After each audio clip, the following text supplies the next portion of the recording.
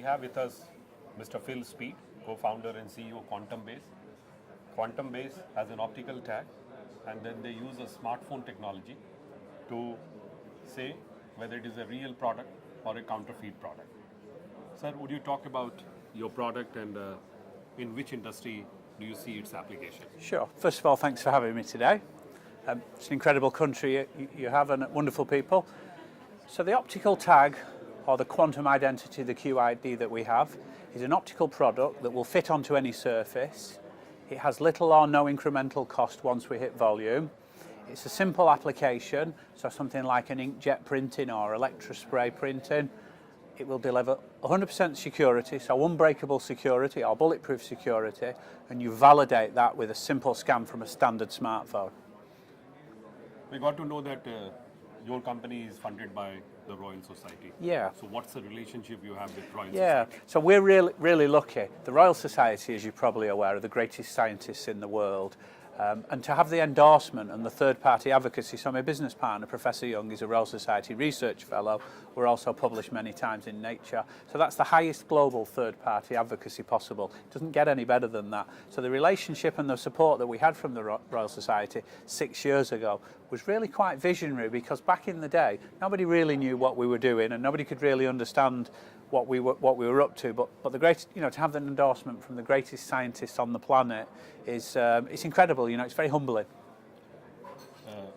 Presently, is this product commercially available, or you are in the process of doing that? Yeah, exactly. So the first product is due to ship in Q1 next year, 2019. And we're working with the top 6 anti-counterfeit companies in the world, and the first go-to-market product will be an anti-counterfeit product, and that will fit on a hologram. So at the moment, one of the challenges with holograms is they're quite expensive and they're not particularly secure in a lot of cases. What the first use case is to put one of our QIDs on a hologram, and that way customers will be able to scan the hologram and check if it's 100% secure or not. So that's due out Q1 next year. At any particular industry vertical that you are looking at for this hologram application? Well, that's a really interesting question. So the reality is, the working hypothesis is that this product fits on everything on the planet. So, of course, the first use case is anti-counterfeit on a hologram. But the reality is it could be a pharmaceutical pill. So the biggest crime in the world, counterfeit drugs, $500 billion a year crime. But more importantly, it kills people. And it's particularly prevalent in this part of the world. So yes, it would fit on a pill. It would have to go through FDA approval, but these devices or tags are essentially very small pieces of carbon. So at a scientific level, there's no reason why you aren't able to eat them.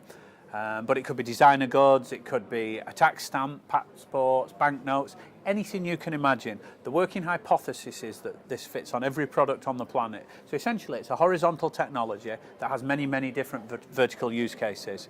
What we will do is pick the big levers and the easy markets to start with. How big is the market for your product globally? Well, as an example, Internet of Things devices, IoT devices, there's predicted to be between 50 and 75 billion IoT devices. So this is the electronic product, or the electronic QID rather than the optical product, but that's one example. Connected cars, you can imagine how many driverless cars, drones, every product, whether that be an electronic product for the electronic QIDs, or the optical product for every other product, FMCG, it goes across all products. So quite simply, it's the law of big numbers, and it's really just about picking the sensible, quick verticals to start with. In another 6 to 12 months' time, you are coming out with another product, yes, which would be embedded in the chipset. That's correct. So what is it that you're doing? So this is the electronic QID, and we work with the chip manufacturers. So this technology works at 22 nanometer or below technology. So there aren't that many chip manufacturers yet that work at 22 nanometer or below. But the idea here is it's very similar to the optical tag in that it's the arrangement of atoms that give a unique identity using quantum confinement.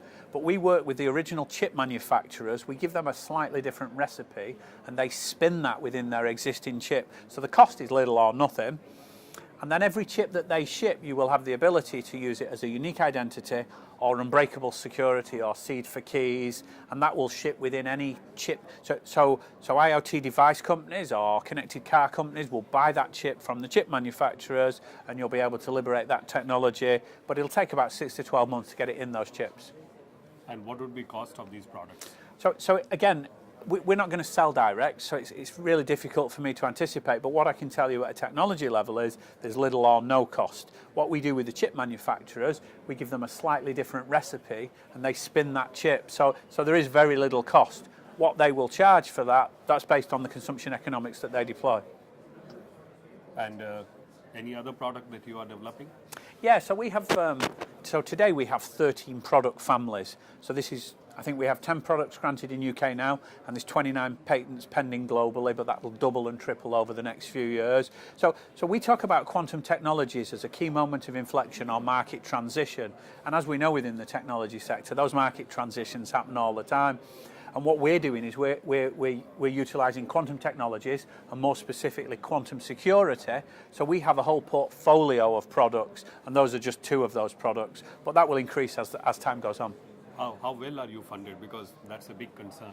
Well, within any startup, it's a balance between funding and... So Rob and I today are most of the company, and that's great. You know, there's never enough time, there's never enough money, there's never enough people. That's the nature of a startup, that's the game that we play. But as we've talked about, we had $1 million off the US Air Force, £1 million off the Royal Society, and we've had bits and pieces of help from other people as well. So once we start to ship these products, we can keep our own lights on. You always want more money, you're never well capitalised enough, but certainly from our perspective, we don't supply anything, we don't make anything, so cash flow is not the issue that it would be if you had to make 1 billion tags. The channels to market will make the tags, all we will do is license the IP. So yes, we always want more money, and if anybody wants to let us have any, then we'd clearly love to have a conversation. But the reality is it's a balance between over-capitalising and surrendering equity. So it's a fine balance. What would be your India strategy in terms of go-to-market? That's a really good question. And verticals that you are focusing on? That's a really good question. So for me, this is the first time we've come to India to talk about these products, and it's really interesting and exciting country. The people are incredible, very generous, very humble. And obviously it's the law of big numbers. There's 1.5 billion people here, so the total addressable market is enormous. I imagine that it's about finding great partners to work with. So we're never going to know the Indian market as well as the Indian people. And I don't think we should try. I think we should work with strategic partners who are ultimately embedded an intimate knowledge of the Indian market. And we work with those trusted partners. They have the in-theatre knowledge. They have the cultural and technical skills in theatre. So I think it's really important to work with great partners and develop this country strategically.